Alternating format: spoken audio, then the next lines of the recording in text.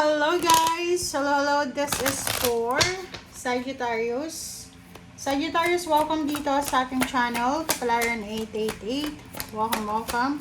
Alamin natin kung anong messages, vibration, gabay energy para sa inyong lahat. So, this is general reading. So, 10, Jack of Diamond. So, sinasabi ng bara sa'yo dito na Sagittarius, kung may mga issues ka, emotional issues, like mga grudges, resentments, mga suklam, nasusuklam ka, nagagalit ka, kung ano pa man, sinasabi ng barahan na kailangan mong alisin yan. Okay? Kasi yung suklam, yung galit, hinanakit, ano yan nagbubunga yan Okay?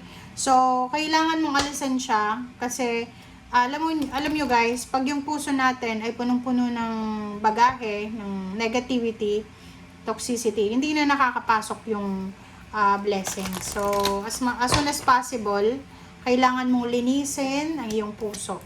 Kasi, alam mo, yung blessings, pumapasok lang yan sa mga may malinis na intensyon, parang ganon. Alright, detox your friendships. OMG. So, yun. First message mo doon, sinasabi na, may kailangan kang tapusin. Dito ganun din.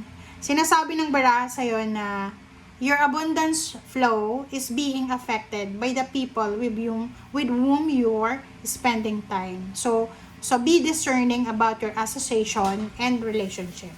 Choose to be with people who are inspiring, generous, and supportive. Yun. Ang ganda nito.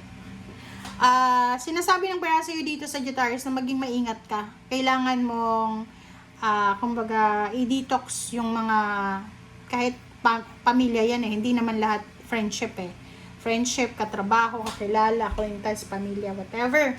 Kasi yung abundance flow daw ng buhay mo ay apektado ng kung sino ang mga tao na kasama mo. Kung kasama mo palaging may bisyo ka na rin. Imposible naman nagiinuman sila, ikaw soft drinks yung iniinom mo. Posibleng ganon. So, sinasabi ng baraha, maging matalino ka daw. Okay? So, be discerning sa kung ano at sino ba yung mga taong itong pinapapasok mo sa buhay mo. Okay? Piliin mo daw yung mga taong inspiring, generous, and supportive. Alright. So, Sagittarius.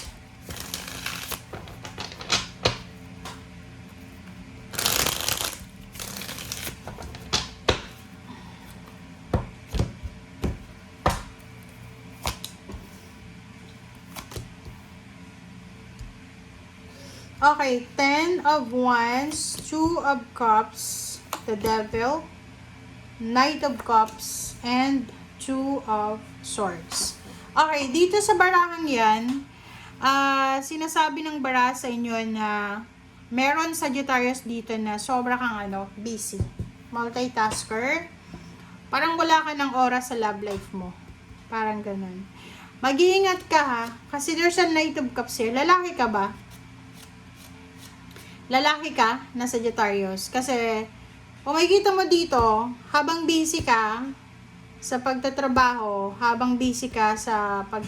gabi at araw, or pwedeng OFW ka, or OFW yung person mo, meron naman ditong love life na nagsisimula, pero temptation siya. So, like for example, abala ka sa trabaho, tapos yung asawa mo, yung boyfriend, girlfriend mo, or kalibin mo, meron siya na third party dito. Or the other way around, yung person mo ang busy, ikaw naman, busy ka naman sa pag-i-entertain ng ibang person. Okay? So, please comment down below if you resonated dyan.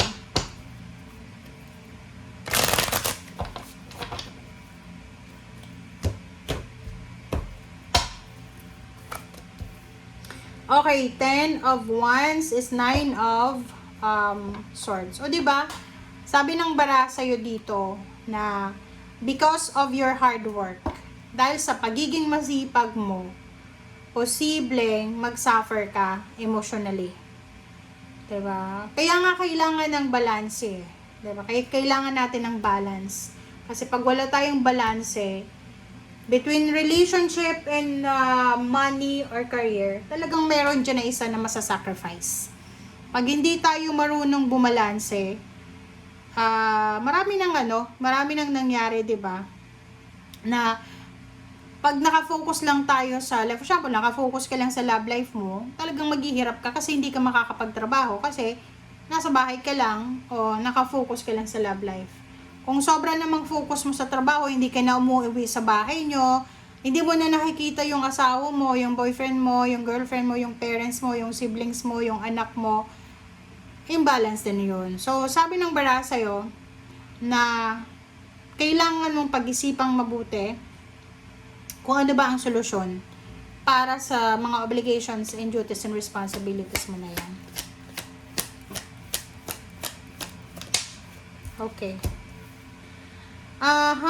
Two of Cups. So, yun, 'di ba? Ihanda mo yung sarili mo. Kasi may isang napakalaking away, gulo, ang posibleng mangyari sa mag-asawa, mag-boyfriend, girlfriend, magka-live-in partner, or magkaibigan na may involved na relationship. Kung ano pa man yan. May malaking gulo na posibleng mangyari na kailangan mong bantayan. Or pwede mong maiwasan yan.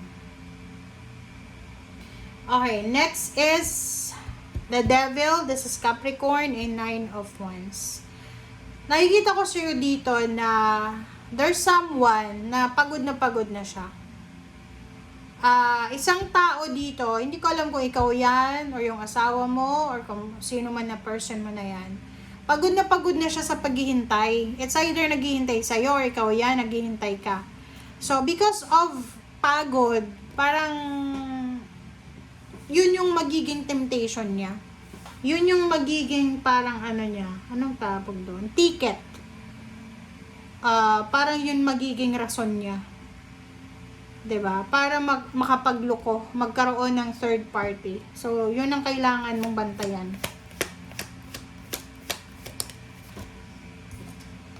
Alright, 'di ba?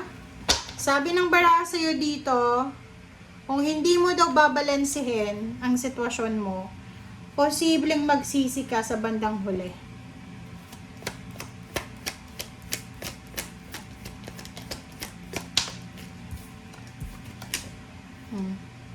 Sabi ng bara sa'yo dito na kailangan mo ng balanse. Kailangan mo, like for example, kung may mga problema kayo sa buhay mag-asawa, lumapit kayo sa counselor, sa pare, or sa kung sino man na pwedeng mag-counsel sa inyo.